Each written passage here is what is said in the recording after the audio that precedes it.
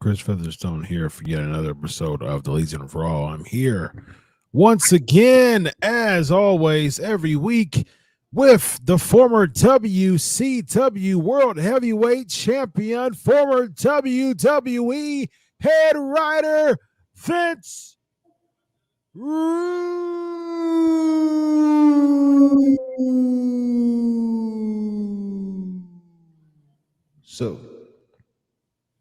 How are you, man? Chris, I gotta start this show by saying this. What's up? Before I do this show, I am gonna let everybody know I am in a very, very foul mood.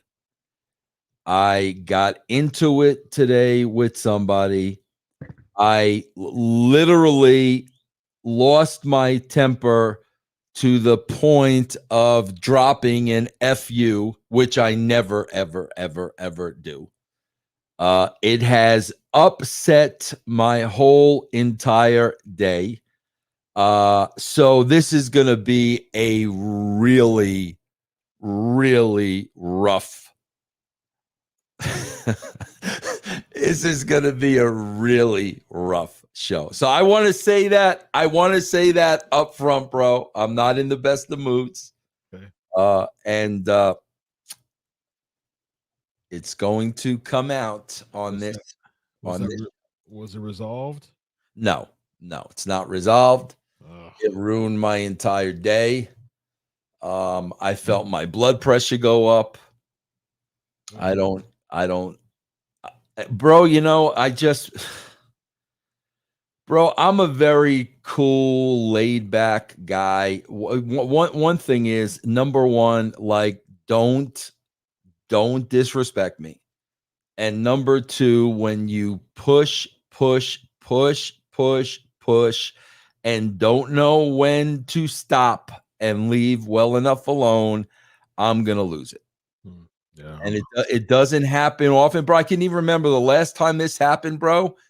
It was on John Gaborik, okay, our friend at TNA, and it was probably sometime around 2013, 10 years ago. 10 years. Seriously, probably about 10 years ago. Yeah.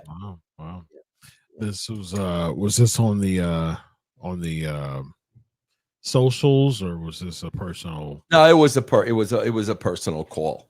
Got you. It was a personal call, bro. So I want to start with this, bro, because I want everybody to understand why I say the things I say on this show. When I constantly say, bro, that WWE RAW is terrible TV. I'm talking as a casual fan, a television viewer, a fan of television. I'm not talking like a wrestling mark. Chris, I was born and raised on Long Island, New York. Okay, I have been living in Colorado for almost the last 15 years. Okay, I don't give a crap that Sami Zayn is from Quebec. That means absolutely nothing to me. I am a television viewer watching a television show, living in Colorado. Sami Zayn coming from Quebec and going home to Quebec means absolutely zero to me. Zero to me. So, bro, 10 and a half minutes before anything is ever said. Then Judgment Day comes out. 12 minutes, nothing is still said. Sami then is speaking French. I don't know what the hell he's saying. Now Owens comes out, and I guess Owens is from Quebec too.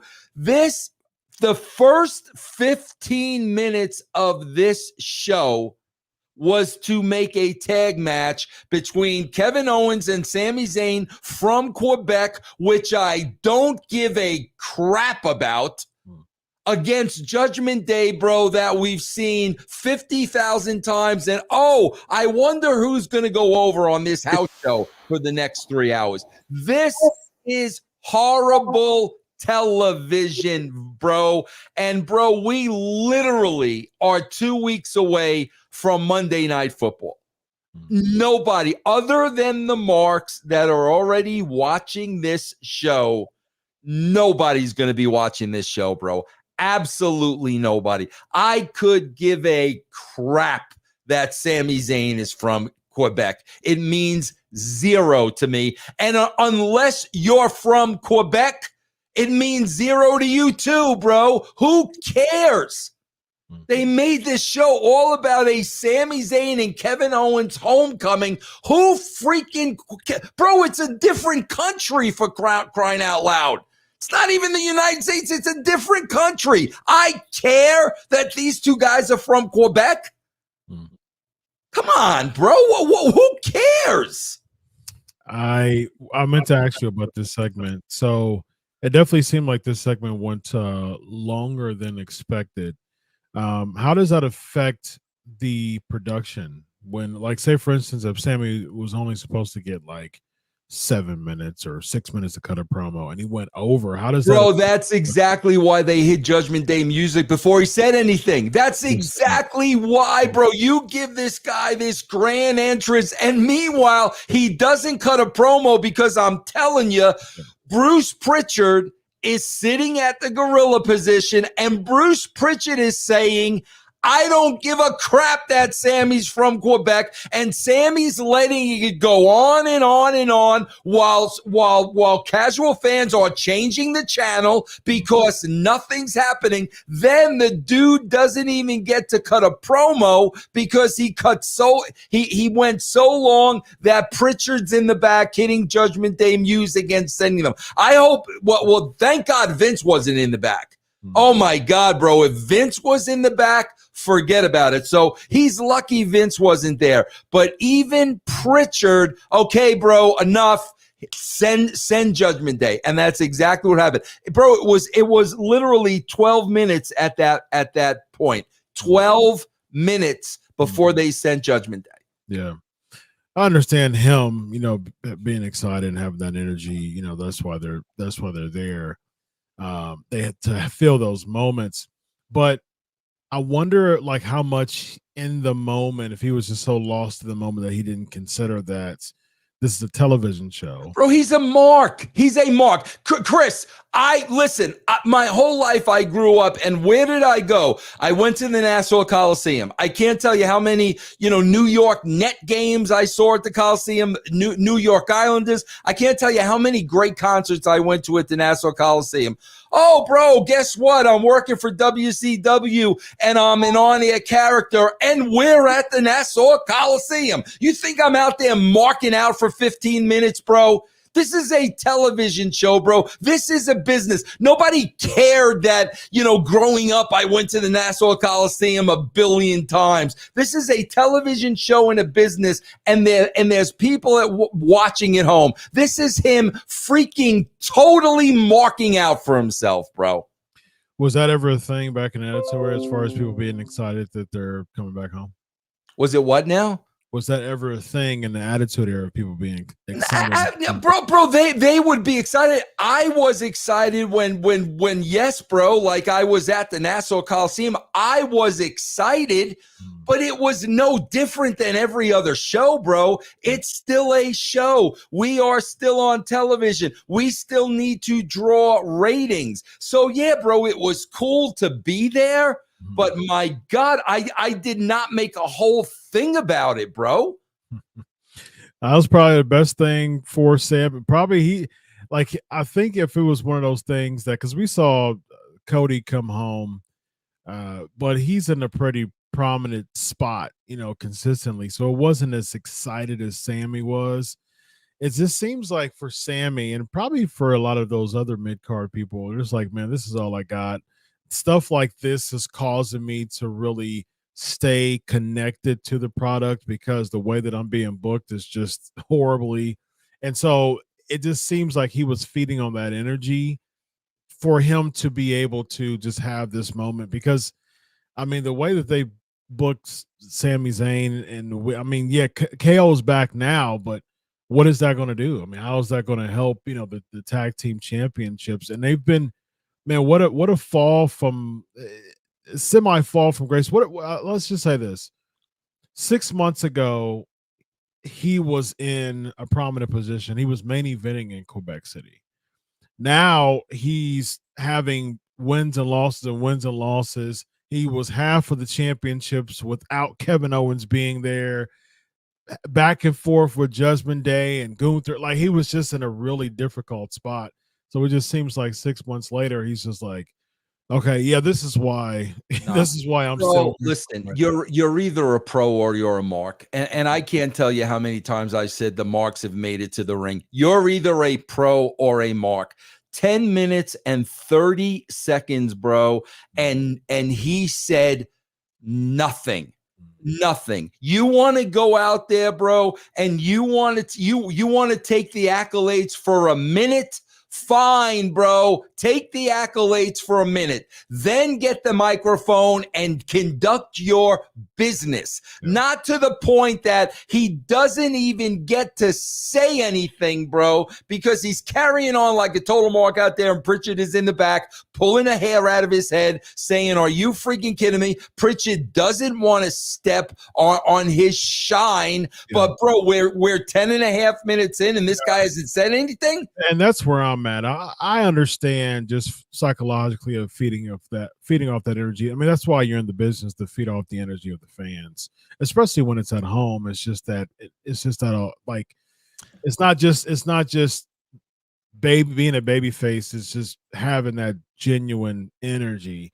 But at the same time, when I thought of this segment, I was like, I wanted to ask you, like, this is stepping on someone else's segment time. You know what I mean? So you don't want to do that. Like, you can tame it, you can have that energy, and I'm cool with that, because that's why you're in the business, to get that type of reaction. But at the same time, you do have to be a pro when it comes to realizing that you have an allotted amount of time in a television show, and the more you keep going, the more that you're stepping on someone else's time. Chris, how long had Austin been on hiatus and not wrestled prior to him wrestling Kevin Owens at that WrestleMania? 19 years. 19 years. So Austin hasn't wrestled in 19 years. Where was that show, Chris? Where was that show? WrestleMania? It was in Texas. Oh, it was in where's Austin from? Texas. Go look at that freaking entrance. Go look at Austin's WrestleMania entrance. He hadn't wrestled in 19 years, and he's in his home state of Texas. Go look at that entrance, then look at this. That's the difference, bro, between a pro and a mark. And that goes back to what I was saying. Difference. It goes back to what I'm saying with Cody. Cody had that feel, but it wasn't as exciting. Like, Sami Zayn is just one of those people that he grew up in the Indies. He's loved that type of feel and that reaction. And a lot of times, and you've worked with people like this, Vince, a lot of times people, and I don't know Sami Zayn's personal life, but a lot of times people have that feeling of, this is all I have. This is who I connect to. Not saying it's wrong or right, but a lot of people do have that type of feeling of You're a pro or you're a mark. right. I understand that, but hear what I'm saying here. Like a lot of people do have that feeling, like, that's one of those things that this is where I grew up. This is how I'm feeling. Now, that is markish, yes, absolutely. But at the same time, it's still that sports fans infections feel when someone's having a home game and something like that. You still feel that. But again, it goes back to, you got to be a pro as well. I don't think it has to be either or, because I do think that moment of being a mark in the moment at your home, you feel that. But at the same time, you got to be a pro about it too, and not step on other people's segment time. Chris, I cannot tell you how many times, because you're a huge college football fan. I'm a huge baseball fan. I can't tell you how many times a player has been with a team for over a decade. All of a sudden, bro, that player becomes a free agent and it just happened with Bruce Bochy, the manager of the Giants. Okay. I'll use perfect example. Bruce Bochy leads the Giants to 3 world championships. They love him in San Francisco. Mm-hmm. Okay. Bochy retires, takes a year off, comes back, and he's managing the Texas Rangers. Okay, bro. So now the Texas Rangers are coming back to San Francisco, where Bochy won 3 championships. Okay, bro. At the beginning of the game, whatever, Bochy brings the lineup card, and the fans give him a rousing ovation. Okay? And Bochy was near tears. He, tipped the hat, fighting back the tears. Okay? Bro, Bruce Bochy did not stand out there for 10 and a half minutes. Yeah. Okay, bro. He did not stand. The guy's all choked up. He won 3 championships. This was a homecoming. He tipped his cap. You could see he's very emotional, and he walked back in the dugout. And that's precisely my point. Like feel it. That's right. That's right. Precisely my point. Yes. Feel it. Yes. Okay. I'm okay with that. It's a home game. It's a raw emotion. But be a pro and realize that you're stepping on something. Yes, bro. You want to go out. You want to go corner to corner to corner to corner. I said the same thing. I even wrote down all the time codes. CM Punk's first show back on bro. In a minute and a half, CM Punk was talking. Mm-hmm. Chris, where was that show? That was in Chicago. And how long had we not seen CM Punk? It's been about over a year. Okay. A minute and a half. Mm-hmm. Punk walked in, got the adulation. Give me the microphone. Yeah, or 9 this was ridiculous, Chris. Yeah. I'm sorry, bro. This was bro. When your own producer has to cut you off, that's a joke, bro. Sammy was feeling it. He was feeling it. But especially, bro, let's keep this in the back of your mind. You're going back out there later on for a match. Sure. You're going out there again, bro. Yeah, that's true. We get the New Day and Drew McIntyre and Matt Riddle. The New Day wins. Viking Raiders attack. This leads to Viking Raiders attacking both teams. Drew McIntyre making the save and taking them all out. Taking Viking Raiders out. I'm going to tip my hat to you, because you predicted a possible turn here. Mm-hmm.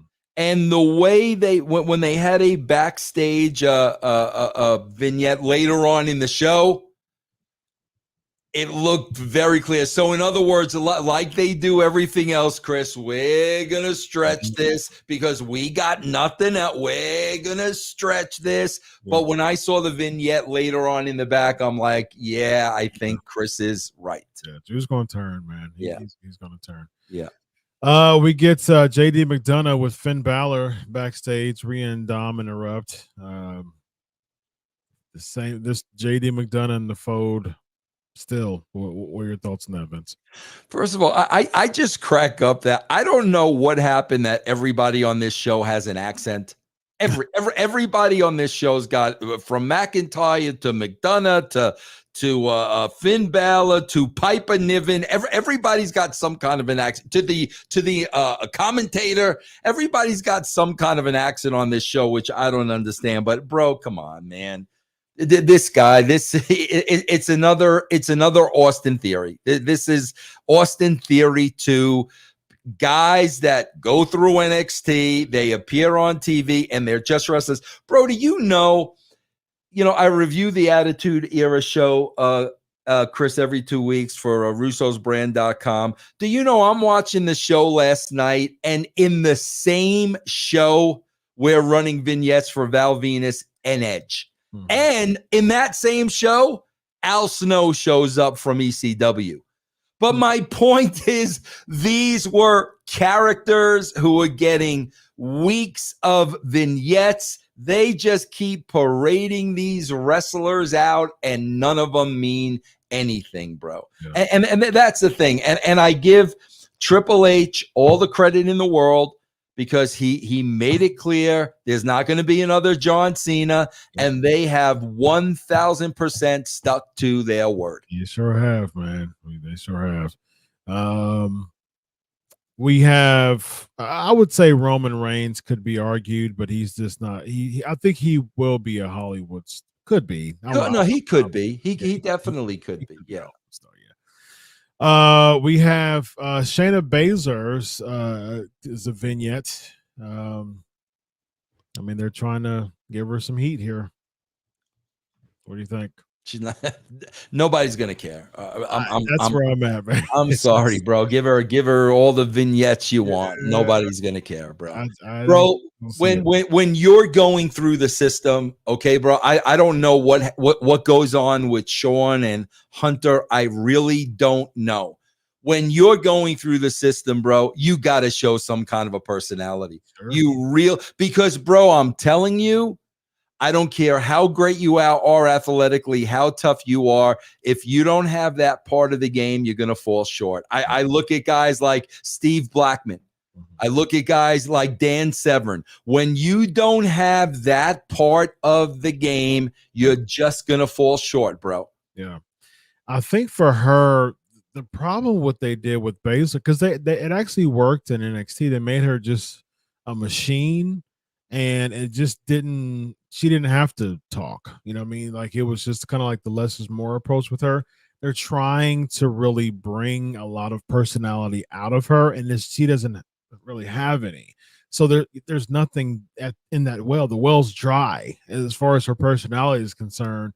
Don't try to go to a well that's completely dry. And every time they go to that well, it's dry. And then they say, oh, let's just go to the well again. It doesn't work. It hasn't worked in the main roster. And I don't see how it's going to work. Right. And like I said, Chris, it's you've got to know that as they're going through the system. You've got to see that, bro, check your boxes. Great worker. Yeah. Unbelievable athlete. Check. Yep. Cut a promo.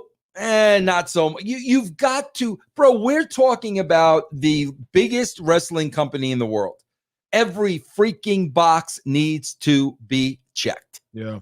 And if there's deficiencies, like if they want to cash in on Baszler some way, if there's deficiencies, that's where you have her team with someone who has charisma. That's when you give her a manager, you know what I mean? Like a Carmella or something like that. You know what I mean? Like that you give her, you atone or you have that, you compliment her with someone who have good charisma and mic work, and make her that machine.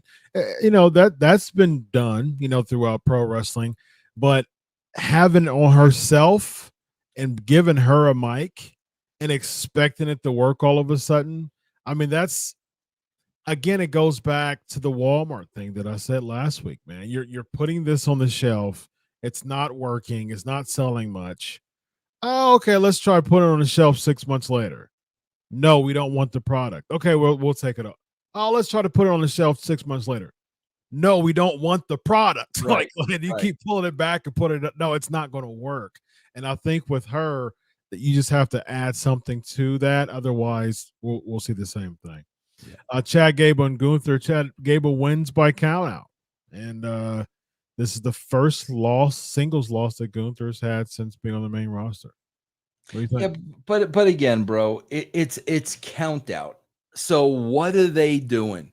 Dragging it out, dragging it out, dragging it out. So now there'll be another match between I think they have. Do they have one at the next pay-per-view, the next PPL?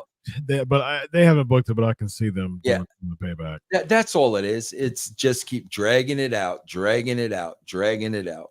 Yeah, that's the reason. That's what I saw with this too, just for them to extend it. And Right. they're doing that too much though, man. So they could have easily had Kaiser and Vinci attack Gunther. I mean, attack Chad Gable and have it be DQ like that to extend it, not just some count out win as if Gunther couldn't last 10 seconds. Couldn't get in the ring 10 seconds. I don't mind. I mean, you're going to have to extend it somehow for the pay-per-view or for the PLE, but Gunther losing by Bro, can I ask you a question? Because I'm not sure about this. Was this match for the Intercontinental title? Yes, it was. Then why is Gable? Why did he do what he did? Yeah, exactly. You understand what I'm saying? Yeah, bro. I'm going to throw the guy in the penalty box, and then I'm going to get in the ring, and he's going to get counted out. Why? Exactly. That does not win you the title. Yeah. The bottom line is you want to get him in the ring and pin him so you can win the what does a count out win do for that's what I'm talking about, bro. Same thing with Luger, man. Same thing with Luger and Yoko. It was just kind of like the forearm gimmick, and then Yoko does the count out. And then Luger celebrates like he won the world title. And it's like, as they were counting, he was getting really excited. And I'm like, no, you go outside. You put him back in the ring. Exactly. World championship. Exactly, bro. Like, why are you dumping him out of play? Yeah, exactly. Yeah. Doesn't make sense at all, man. I don't understand the logic here. We get Judgment Day arguing backstage over choosing the tag team. Imperium arguing backstage with Gunther yelling at him. A lot of arguments backstage today. Yeah. We get Cody Rhodes' interview, and then he's like, you know what? I don't like what we see here. Let me go out to the crowd. That was cool. I mean, that was different. I didn't mind that so much. That was cool and that was different. But again, just Cody cutting another promo where he basically says a lot of nothing. I didn't like it, man. I just the Cody talking stuff. I can't deal with it, man. It's just the same thing type of stuff over and over again. And I'm just like, hey, like, do you think that they're cashing out on the consistent fan reaction with Cody? And that's the reason why he's having such a presence on television. Because if you think about events, his presence on television isn't very strong right now because he's not really in a strong feud. Like, he's just kind of thrown in with Judgment Day, just kind of there, but he's still doing the promos every week. He's an innings eater. He is an absolute innings eater, bro. Yeah, indeed. What do you think is next for him? I have no idea, bro. So they were teasing him and Seth, and then Shinsuke got in the way. And I think Shinsuke is going to be a one-off. I think they just put him in there just for fodder, just for filler. Maybe we'll see Cody and Seth heading into Survivor Series, since that's a big four. Who else do we get with Cody? I mean, like, he's done the Judgment Day stuff. He's had random Judgment Day matches on Raw. That's not going to be anything. Who else is there heel wise? Do you do Intercontinental Championship? Cody versus Gunther? Could that be an option? I don't know. Do you think they do that on way to the WWF title? Now, would you have Cody break? Would you have Cody in Gunther's reign? I think you would have to. No, I mean, why not? Wouldn't that be the momentum going for Reigns' title? Sure. Yeah, I mean, But even with that being said, bro, you just had Claude Gable throwing Gunther around tonight. So what would that really mean?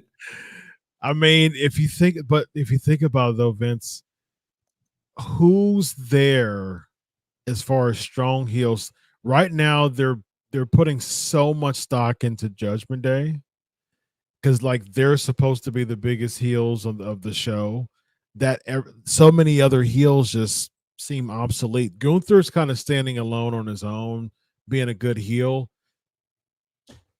but they don't have anybody else. Omos is still a free agent, Vince. Bro, what happened to the one dude? What happened to the guy who was going with Nakamura and what would the bull guy, the big what's his face? The big guy, Bronson Reed. What happened to him? Is he done? Where's he been? No, he lost to Shinsuke Nakamura a couple weeks ago, and we haven't seen him though. We haven't seen him since then. I mean, they just they don't know what to do with these guys, man. They just bring them in and say, we'll just pull you off the shelf. You know, again, it's just one of those things. Like either you're going to promote what's on the shelf in order to entice people to buy it, or you're going to just have terrible business and expect someone to buy it, and then when they don't, you blame the product of the shelf and not the promotion of it. Bro, I was just reading somewhere, and obviously everything you read, you got to take with a grain of salt, but I was just reading somewhere that they're going to bring Jinder Mahal's guys back to take the belts off of Zayn and Owens. Really? That's what I was reading this week. I'm like, really? Oh, man. As if the first time worked. Like they try to do a few that have botches, people just weren't into it, and then somehow they're going to take them. Oh, let's give a little bit more time to recoup. Let's bring them back as if that's going to help. That's what I was reading, man. I don't understand it, man. I don't understand it.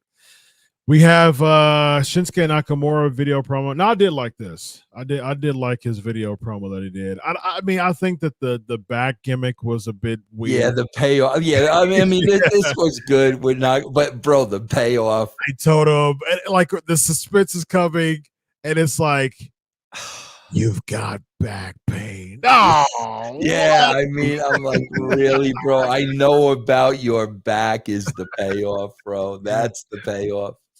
Yeah, that was horrible, man.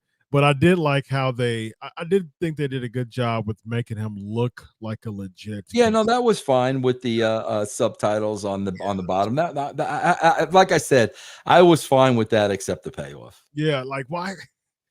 So Vince, you're backstage in the production meeting, right?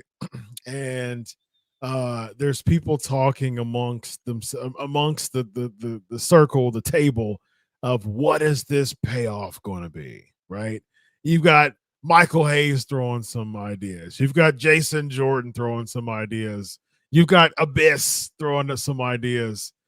And then all of a sudden they're like, back pain. Bro, yes. Especially like, bro, if you're, if you've worked in the business and you're actually working in the back, Chris, everybody knows when somebody's hurt or if somebody, like everybody knows, it's not a secret. A wrestler's not going to be able to keep it a secret. Yeah, exactly. Everybody knows if he's got 2 fractured vertebrae, whatever it is. Everybody knows that, but whatever, bro. Whatever. Shinsuke knows it though. Like and he admitted that he's had back pain and had a broken back. It's been going on for 4 years now. No one knew about that, but Shinsuke Nakamura. He's got the secret sauce, man. He's got some type of abilities, man. That it's just he's like a superpower, like Professor X or something like that. Yeah. Man. So very nice. So call him Professor S. We have Rhea Ripley defeating Candice LeRae, and then Raquel Rodriguez comes out with the crutch, but she doesn't have her knee gimmicked up. So somehow we're supposed to think like you could see that from a mile away. That's what I'm saying, bro. Like everybody gimmicked up, and then all of a sudden we go, yeah, oh man, yeah. everybody at home, everybody in the arena, everybody knows it's a ruse, except Rhea Ripley, of course. Yeah, exactly. Except Rhea Ripley thinks, oh, look at her, she's coming out here. Meanwhile, everybody knows she's like, okay, that's typical pro wrestling, man. This is the 1 week that she doesn't have her knee braced up, and as if you're supposed to take off the brace and be on crutches. Like that doesn't make any sense to me. If anything, she would be off the crutches and come out with the brace. Yeah. I mean, like, and Rhea Ripley should know that, but just that typical the dumb wrestler effect when it comes to stuff like this is just super weird, man. Right. We have Akira Tozawa defeating The Miz. Well, before we had that, bro, like, and bro, listen, I like the dude. I just think they don't have a clue how to freaking book him, but they give Ciampa a promo in the back, and the theme of the promo was I was this close, I was this close, I was this close. And I'm watching it, and I like Ciampa, and I like Ciampa because he's different looking, and I know that if I was writing, I could definitely do something with this guy. But as I'm watching his promo, I'm like, how is this getting him any more over? You're telling us how many times you lost, but you were this close. How is that helping him? Shinsuke did similar to the same type of thing when he turned. Vince, how much does character development from you worked with USA for a couple of years? How much was character development a thing? Even to this day, because how is giving someone a promo, like if you think about it from a fan's perspective, who backstage can be a voice of reason, or is everybody still kind of like, let's just kind of walk on eggshells, because we don't want to rock the boat too much, because these ideas are just not good. You're not really developing the character. You're having someone cut a promo, and then he'll lose. He'll win a couple matches, or she'll win a couple matches. Then he'll lose about 3. Then they'll pull him off, and then he'll come back and cut a promo. Like, who comes up with this stuff? Bro, we were just talking about this literally 10 minutes ago. If booked properly, Ciampa could have been a great opponent for Cody Rhodes. Sure. If booked properly. But the way you've got him booked right now, he means 0. Yep, absolutely. And it goes back to what we talked about before many times here. It's the Ryback effect. It's like, no one's going to be bigger than the business. So what we're going to do is we're just going to keep throwing stuff and see if it sticks. We're just going to continue to put that product on the shelf and see if it has a mass following and people buy it. If not, we'll just blame the product and not ourselves for it. So, and that's unfortunate too, because it really takes away, it really can affect the psyche of a wrestler. Like, you're getting paid and here's my opportunity. Nope, we're going to pull you off. Not to really think anything that to my own, is because this is what you tell me to do. I'm trying to maximize my minutes, but then you're giving me a script to do it as well. It's just like, I don't have a lot of creative freedom to really be myself because of that. Now, you have lightning in a bottle moments like in LA Knight, although he's still, being bridled in a way, because they haven't really put the rockets on him yet. He's still being tamed, but that's just with everybody else, man. Everybody's just being tamed, because of the product. So it's unfortunate to see that. We have backstage Miz and Tozawa you were just talking about. Yeah, LA Knight gives him a BFT after the match. I mean, this is what I thought about this, Vince. Why would they make Miz look worse and worse to eventually go against a match with LA Knight to lose? Like, aren't you supposed to make the Miz look legitimate to make LA Knight beat the Miz, and that puts LA Knight more over? Because if I'm thinking in my head, if he loses to Akira Tozawa, being in the match with him for more than 5 minutes decreases the overness of LA Knight winning this match. He needs to squash the Miz because this 50-50 back and forth wouldn't make zero sense if he just lost a Akira Tozawa 1. And if he's lost just about every single match that he's had this whole year for 2, doesn't really help LA Knight get over. No. Next we have the Becky Lynch. Drew and Riddle in the New Day talk. Again, just kind of teasing the turn, it seems like. Priest and Rhea, they argue more about the tag team. Becky Lynch cuts an in-ring promo, gets interrupted by Trish Stratus, who says U.S. a-holes right next to an American, Zoe Stark, who's her protege, which was real. I thought was weird, and she just kind of had to go with it, like she was going like, oh, okay, you know what I mean? Like, yeah, I was born in America, but yeah, and I mean, just bro, what were they chanting that sounded like Pocahontas? What in French? What the heck? Like I don't even know what they're saying, bro. We've seen this Becky Trish promo 18 times already, bro. We need to go ahead and see this payoff at Payback. And oh my gosh, talk about beating a dead horse, man. You know. So what happens with Zoe Stark after Trish leaves? Because I don't see her staying after Payback. I mean, this run has been rough, for her, and it just really haven't moved the needle at all for Becky. This isn't putting Becky over. This is kind of dragging her in the mud to me. Yeah, and I just don't see. Even if she beats Trish next week, so what? I mean, like she main event at WrestleMania. She's had some prominent matches. She's been multi-time world champion. Having Trish turn heel to her and drag this thing for as of Payback, it will be 5 months that they've dragged this thing on. And what has this 5 months given Becky Lynch at the end? Is she better in stock than she was 5 months ago? No, when this started.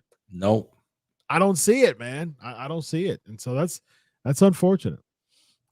We have Seth Rollins cutting a backstage interview, humbly admitting that yes, Shinsuke, it is the back. See, bro, this is my problem with Seth. Guys, listen, I've said this all along. He started this Joker Seth gimmick where after all these years of this Seth Rollins character, now he's got this laugh that he never had before, cross-dressing, singing, all of this like came out of nowhere. Okay, so when I see him cut a promo like this, I'm like, oh, okay, bro. So that you're serious. So then, in other words, the cross-dressing, the laughing, the dancing, that's all a put on. That's all an act. And here's what I mean by that, bro. Guys, trust me. Here's what I mean by that. Go watch The Joker with Joaquin Phoenix and look at the consistency in the character when he has the makeup on and when he doesn't have the makeup on. There is a consistency in that character. Yeah. I'm watching this, it's mad wrestler, serious promo, and now you're bringing my family into this, that, and the other thing. But then you go out there singing and dancing and dressing in cosplay, and like that's obviously all a facade and an act. It's not. So like, why are you even doing that? I don't understand, bro. Bro, Randy Savage was Randy Savage all the time, 100% of the time. He wasn't serious, Randy Poffo, and then all of a sudden he becomes the Macho Man Randy. I don't get it, bro. I don't get it at all. But that's me, bro. Maybe I'm just too damn old to understand, bro. I've got I'm a brand. I've got an idea. I'm just going to throw some out there and let me know what you think about this. So, Seth Rollins, this whole Joker gimmick, like this kind of happy Joker gimmick. It's the same song and dance every week. That shelf life is gonna expire soon. Now, if you think about it, Sting was a very like surfer, just really kind of like a positive, upbeat type of like white meat baby face, huge fan favorite. He was hugely popular during his time. He got to a point where he felt that the man called Sting, surfer style, Jim Bod type of feel was getting a bit stale. And so he came up with this wonderful idea to do the less is more, to have the Crow theme, and didn't talk for a year and end up becoming the world champion at Starrcade 97. Now we saw the promo that he did with Becky about with the Joker type of deal. He did pretty good too. Could it work if Seth would do something to that way, to that regard, and get like a Joker gimmick? It's kind of really completely change his character, become a Joker style thing. Doesn't have to be a heel, but at the same time he becomes more slow, methodical, dark, sinister. Could that work?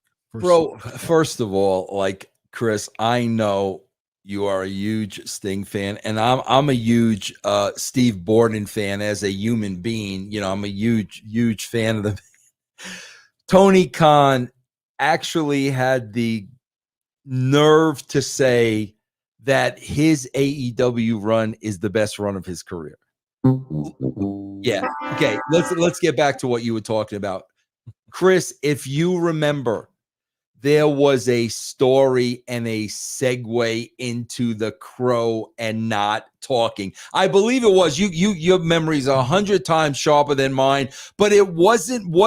I think the NWO just came around, and wasn't it Luger or something starting to question Sting's loyalty? Isn't that how the whole? So in other words, bro. So Luger questions Sting's loyalty, yes. And then they said that Sting actually joined. It was Jeff Farmer, fake Sting, yes, NWO Sting, and then he came out, attacked them, and he said the only thing's for sure is nothing's for sure, and so that caused him to be. Yeah, okay. My point is there was a segue to that. Yeah. Okay, bro. There was no segue to this. Bro, remember when it was what was it when he was like the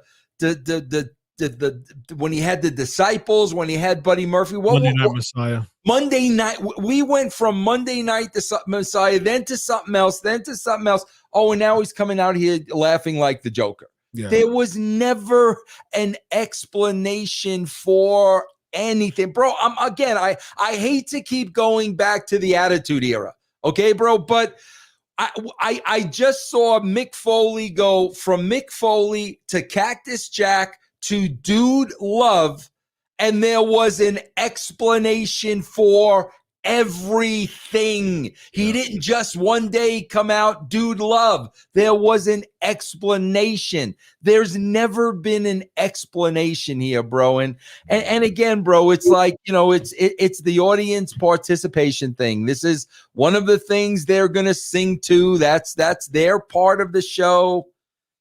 Oh, bro, don't whatever.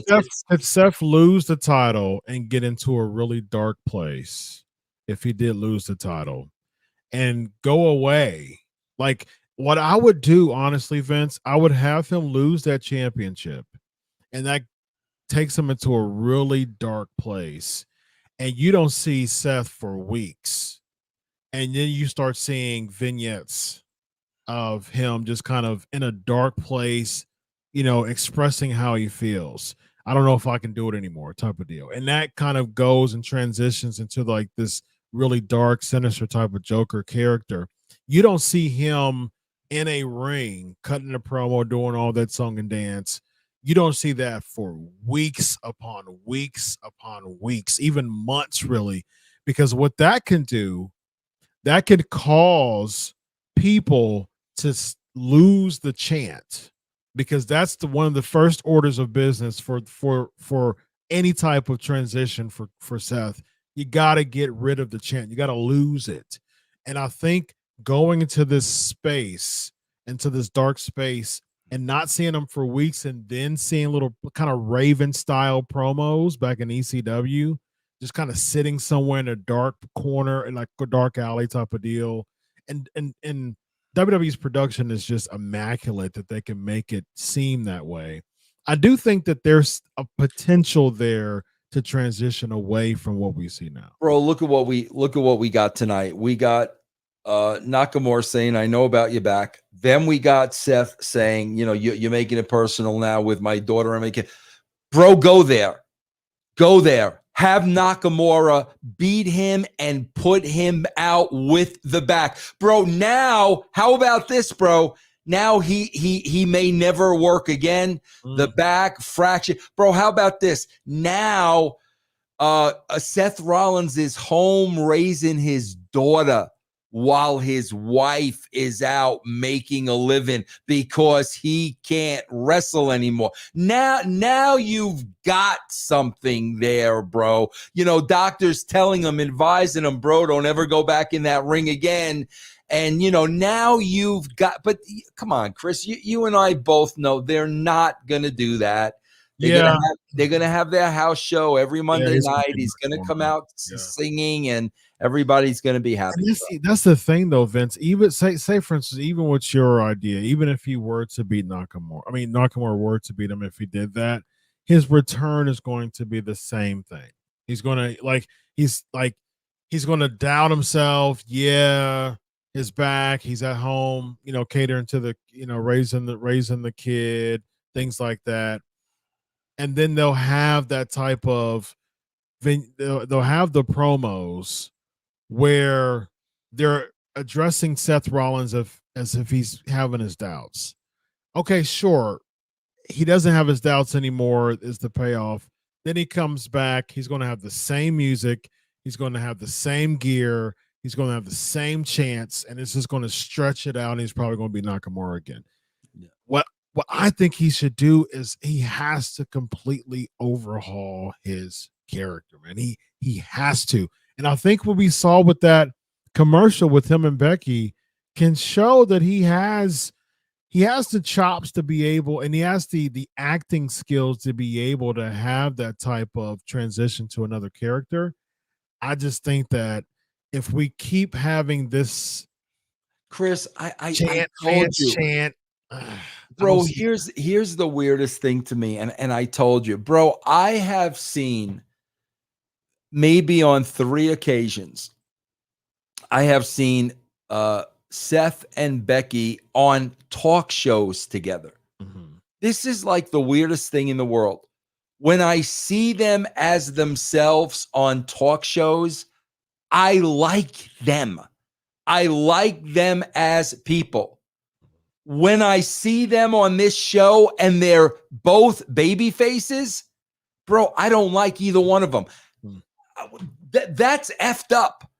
That's effed up that I like who they really are as people, but they're supposed to be portrayed as baby faces on this show, and I don't care about either one of them. Yeah. That's effed up, bro. A good baby face needs a good heel. And that's been one of the biggest things this year with both of them. They haven't really had riveting, convincing storylines, man. They just haven't. And they're just there, Becky gets like the rub of when she main evented WrestleMania a few years back. She's still getting that rub. That's kind of fading away. Seth is getting the rub of people chanting his theme song. That's really all they have, man. They don't have a really riveting storyline that people can sink their teeth in that helps their character. They're just kind of cashing out on those things, and the account is getting a little thin, man. And I think we're starting to see it even more and more every week with both of them. So I can see why you feel the way you do. But it's funny, bro, because we got to talk about this, Chris, because bro, I got to tell you, like, this is getting to the point with me where I am so over and so absolutely sick of this, bro. And I don't understand it. I don't understand how we ever got to this point. And it kind of started with AEW. Bro, quite frankly, me, Vince Russo, not a wrestling mark, not an AEW mark. Bro, I don't give a crap how many tickets you sold to Wembley. It means nothing to me, bro. And every day, that's the headline. There's a new ticket count every day, and I'm like, who cares? Like, I never, bro. This does not happen. Super Bowls, professional sports, rock concerts. It's never all about the attendance. Bro, freaking Taylor Swift is selling out freaking arenas every single night around the world. And I never hear like a number or a total number. I never hear them talk about that. But with AEW and Wembley, like, that's where it started. Now, because of that, WrestleMania already sold 92. I don't understand. Why am I supposed to care about that? I could care less how many tickets they sell to these freaking events. I don't understand in the wrestling community and on these dirt sheets and with these marks. Bro, there's 327 million people in the United States alone. In the United States alone. Now, a WrestleMania or even this AEW show, bro, they're coming from all over the world. We know that for a fact, bro. WrestleMania, they come from all over the world. So, bro, there's 327 million people in America alone. Yeah. And okay, bro, you're drawing 90,000 people from all over the world. I don't, Chris, I guess what I'm asking you is, when did this become such a important thing where the number of attendance is in the headlines every single day? I think I definitely think it's a publicity thing. They want to present it, because I'm thinking PR. My undergrad is in PR, so I'm thinking it from a PR standpoint. They want to have that allure of, this is what we achieved. This is how many people are interested in the product. So if I was their PR rep, I would have them keep pushing those numbers out, because it does look good from a PR perspective. I think at the end of the day, like, it is business. I mean, and getting tickets is the name of the game. And continue to push it is something that, from a PR perspective, is a good thing from a business standpoint. Because I remember Vince doing that, back at WrestleMania 3, standing in the ring, saying 93,000, in Canada. That was what was Detroit. 3? Detroit. No, it was Pontiac. So around the same area, right? So it's a Silver Dome, and so I do think that. But bro, I think that was such a big deal because there was nothing like that ever before. Like that 90, yeah, it was unprecedented. Yeah, that 93,000 came out of nowhere, bro. How many years later are we now? Like, I don't, bro. I'm telling you, like, 34. I understand what you're saying. It's super annoying to me, and whether you have 92,000 people there or 920,000 people, it's not going to make me want to see the event more. No, it's not. I don't think that that's the purpose either. I think that the purpose is, again, from a PR standpoint, to push those numbers out, because it makes the brand look bigger. Because at the same, I've been to AEW shows. I've done media at AEW shows. The AEW show I went to a few weeks ago, there was like the whole side tarped off. Like there was nobody on that side because there wasn't a lot of tickets sold. And so like, and Columbus is one of the biggest markets. I mean, it's a hot market of in pro wrestling. We've had pay-per-views here. We have shows here at multiple times every year, WWE wise. And like there's just not, and I've seen other people, other towns that they've been into tarped off, tarped off, tarped off. But at the same time, that just goes back, Vince, to a concert style mentality. It's that belongingness, it's that group mentality, it's that communal mentality that people want to be a part of history. People want to be a part of history. When Kofi Mania was a big thing, I remember in my culture, as a black man, it was like being in the building for WrestleMania 35 was major for my community because we wanted to be there when Kofi Kingston won the world championship because he was the first, African born world champion to ever, be in WWE history. We wanted to be a part of history. And I think with Wembley, with All In, people who are still wrestling fans, and I would imagine there's still some casual people too that just want to be a part of this. They want to be in there. They want to be a number, a part of this historical moment. So, and again, it doesn't reflect a weekly product, but it is a one-off big moment that people want to be a part of. That happens all the time. I mean, that's nothing new. So, yeah. We have Finn Balor and Damian Priest defeating Owens and Zayn. Jordan McDonough slides in, slides the case in. Then Kevin Owens hits Balor with it, I believe, with the case, and then Jay McDonough slid in. Priest argues with him. Rhea gets upset, and all of a sudden, Judgment Day group attacks KO and Zayn. Well, here's your opportunity for Cody to come in, and Priest has a microphone in his hand, but he doesn't use it. And so then we get the house show, six man, and everybody goes home happy and came back. And then Sami Zayn cuts a promo in French, and there you go, leaving home the fans happy. I was thinking about this, Vince, and I was like, man, it would really get Judgment Day some major, major heat if Priest and Finn would have won the tag team championships. I don't know why that wasn't the thing. Yeah, because it's a house show. Yeah, I mean, yeah, they want them to feel happy, but what did that lead to? There hasn't been any type of match announced for the tag team, and they're back, and there's still no match announced for them.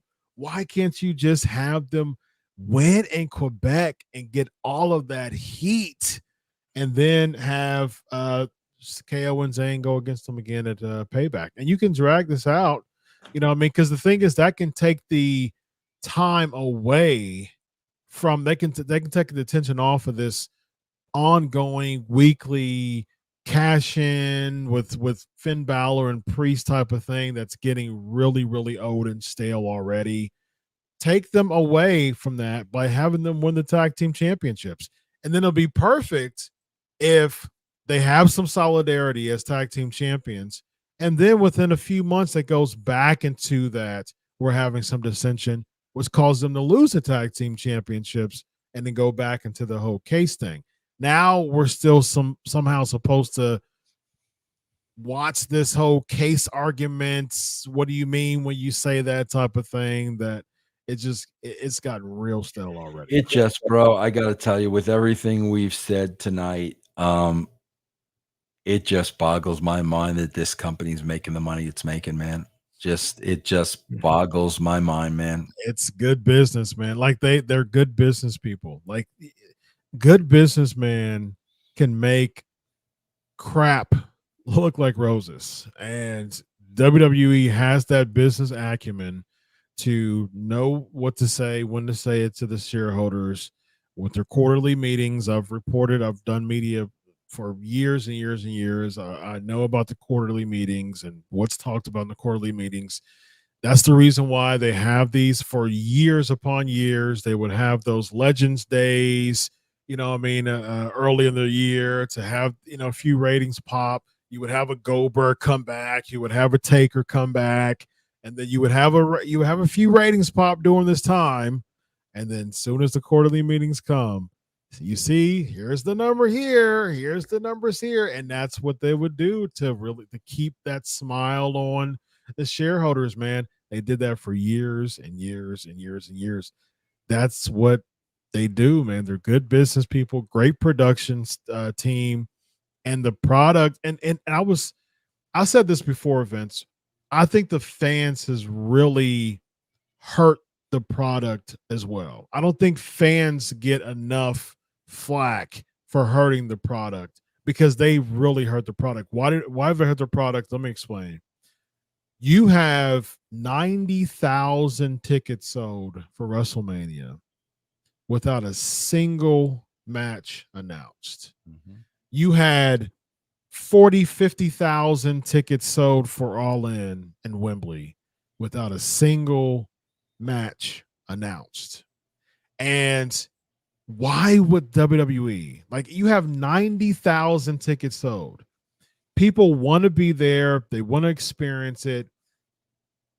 Why would they care about spending so much time and causing you to get that ticket with their presentation if you've already buying it? So they don't care about forcing you. Like when you were there, go home shows were a big thing. Like it was like and as a consumer, I was there at the cusp 20 years ago of saying, like, I'm really trying to fit, I was a college kid 20 years ago. Can I fit 30 in my budget? You know what I mean? I remember the In Your Houses. It was only $19.99 for a while. I was like, yeah, I can fit that in my budget. I watched the In Your Houses. But when you get to the 30, and it went up to 40 and 50, I was like, oh, man, like, broke college kid could I put in my budget? But there were times where there was the go home shows, and I'm like, I'll make it work. I'll work over. I'll work a few extra hours or something like that just to make it work, because those go home shows were able to really bring those people on the cusp to get those tickets. If you don't have any issue with that, if that's not a thing anymore, go home shows don't exist.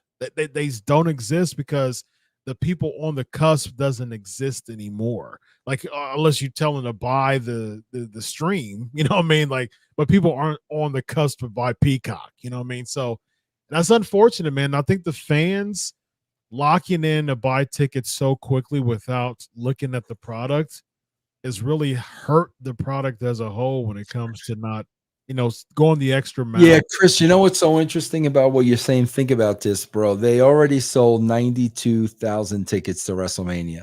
Yep. Chris, it's 8 months away. 8 months. How do you even know what that company is going to look like in 8 months? How do you know Roman's not going to quit? How do you know Seth's not going to blow his back out? Yeah. 8 months, bro. That could be a whole different company in 8 months, and you bought tickets to what? And that's my point. Like Roman could, Lord forbid this doesn't happen, but Roman can have a freak injury. Seth can have a freak injury. You could have 2 or 3 of your heavy hitters gone. And so you would have to see, a middle card feud or just a few that people aren't really caring. And here's the thing. Cody and Roman are rumored for 40, and people are buying the tickets based on a couple rumors that could happen, man. It just, again, I don't understand why. Bro, you know what the sick thing is, bro? Think of this, bro. They sold 92,000 tickets, and the event is 8 months away. Think about this for a second, bro. What if Seth and Becky want to have another kid? Right. Like Becky can't get pregnant because they sold 92,000 tickets to WrestleMania in 8 months. Like, think about that. Yeah. Like, are you freaking kidding me, bro? Yeah. For the life of me. Somebody's got to get surgery. Yeah. Say somebody really needs knee surgery and, the recoup time is 9 months. Bro, we sold 92,000. You ain't getting no knees. You're working with that knee for the next 8 months. You better strap that up and put some bandages on it. Bro, seriously, think about the ramifications of that, bro. Yeah. No one everybody has to be at WrestleMania because we've got these 90,000, so you're not allowed to do anything, man. And again, man, that goes back to what I'm saying. If the fans make it harder for the product is going to step up. Why should the product step up if the fans aren't making it hard enough for the product to step up, man? Yeah. That's what anything. It's just like you're in professional sports and you have one of the lowest payrolls in the entire league and you're selling out every game. Exactly. Why am I going to improve the team? Exactly. Why am I going to spend any money? Right. Why would I, if we're going, Ohio State, if we're going, Lord forbid this doesn't happen. Don't use Ohio State because you might put the whammy. Use Penn State. Let's say Penn State. Let's say Penn State. So if Penn State goes 4-8 this year, but they're selling out all of their arena games, and they're still a heavy hitter, the determination to make them a better team isn't going to be as big because you're still selling out every single week. Yeah. Now, that's the cool thing about college football fans, as me included. If they smell like crap from a mile away, college football fans are avid and they will crucify you. Yeah. If your team is not good. That's what I love about college football. Lose 1 or 2 games and it's off with your head, as opposed to a lot of wrestling marks who don't care about, and they're still supporting junk, you know what I mean? But as an Ohio State fan, as an Ohio State football fan, I've read you posts that I've made. Don't you dare lose a game because I will get my guillotine out. And that's what I love about college football fans. It causes coaches and teams to step up. Yep. And I've even, as a college football fan, I've even researched as far as like ticket sales. I watch sports radio. I listen to sports radio every day. They talk about stuff like this. Last season, they were talking about prominent teams, really popular franchises. They were talking about how many tickets they sold for that coming week, and what were their ticket prices for that week for that prominent team. I think one of them was Auburn. Auburn is usually really, really prominent, popular SEC team, and they haven't been doing the best. And I think their lowest ticket was like $5 or something like that. But here's the thing: if they were better, though, that $5 ticket would be $50. Yeah. You know what I mean? And that because your value is based on your performance. That's not the thing for WWE. No, man, no. Or AEW for that matter. That's true. Yeah. AEW as well. But I do want to say this, because I want to give credit where credit is due. We went over that. We skipped the Chelsea Green Piper Nevin match against Carter and Chase. I'm still trying to figure out what the smoke guns were with Carter and Chase. I still don't know what the point of that was. But I do want to say this, bro. In watching this show, when was that again? Carter and Chase against Chelsea Green and Piper Niven. That was after the Becky Trish in ring. Okay, yeah. I do want to say this, bro, as I'm watching this more week after week after week. Chelsea Green is definitely one of the best actors on the show. She's good. I do want to say that. I want to give her props. Yeah. She knows her character. She's committed to the bit. She is entertaining and is one of the one of the better characters on the show. I hope they continue to make Piper and Niven look strong. I don't know what the point of bringing Carter and Chase up if you're just gonna have Piper and Niven flatten her, and I don't know what the point of that is. But nonetheless, I just wanted to give props to I think Chelsea Green's doing a good job. Now, where do you think she was really good in TNA? By the way, she was the hot mess gimmick, and she had like smeared makeup and stuff like that. She's really talking about committing to the bit. Yeah. Like Chelsea has been like that for a while. What just takes me off of Chelsea to me is that she's just misplaced. Like I just feel like she's misplaced, and I don't see her and Piper Niven thing. That just doesn't make sense to me. I still think they should have done a women's battle royal to have the winner be the second half of the champion, and that would have made Piper. They would have made the prestige of the championships look better because someone had to vie for it. You know what I mean? Someone had to work for it. And Piper Niven should have won that battle royal because that would have made her look stronger because before she came, she lost matches every week. Yeah. Just about. And so if she would have won like a 10-woman battle royal, that would have made her look big and that would have made her a worthy contender instead of just pulling the title. Yeah. So I think there's still some things that you need to work with that. But I mean, we'll see how it goes. I mean, she was able to work with Carmella.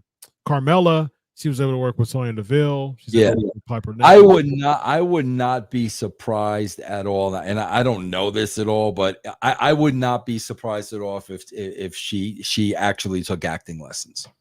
Because she's good. I mean, she's good. She's good. Yeah, I can see that. Yeah. Well, did you have to take acting lessons while you were in like on air character? No. Didn't have to take all you got to do, bro, is put yourself in the moment. Okay.